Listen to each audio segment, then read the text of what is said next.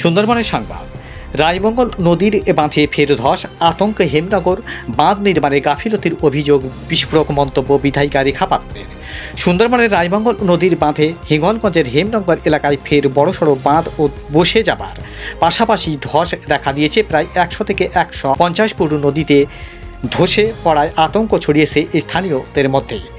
কয়েক মাস আগেও একই স্থানে ভাঙন ধরা পড়েছিল এবং সেখানে কংক্রিটের বাঁধ নির্মাণের স্যাংশন হলেও অভিযোগ তার পরিবর্তে অস্থায়ীভাবে দরমা দিয়ে বাঁধ ও মেরামতির কাজ করা হয়।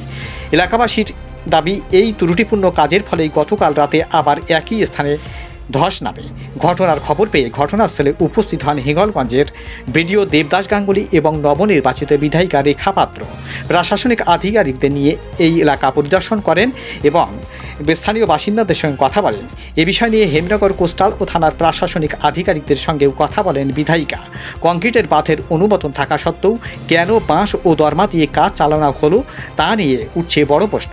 আর এই ইস্যুতে প্রশাসনিক আধিকারিক ও স্থানীয় তৃণমূল নেতাদের বিরুদ্ধে তীব্র ক্ষোভ উগরে দিয়েছেন বিধায়িকা। শুনতে থাকুন, সঙ্গে রাখুন 91.2 FM রেডিও সুন্দরবন।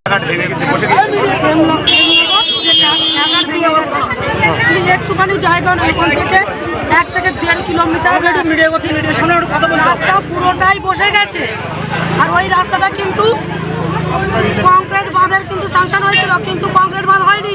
গিয়ে দেখছি সেখানে বেড়া দিয়ে আর দরমা দিয়ে আর বাঁশ দিয়ে ওখানে পাইলিং করে দেওয়া হয়েছে।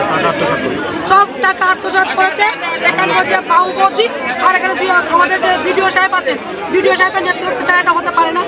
আর এই হেমনগর বড়বাবু এবং যারা আরো যারা নেতৃত্ব আছেন অফিসারেরা, তারা ছাড়া এখানে কেউ হতে পারে না। আজকে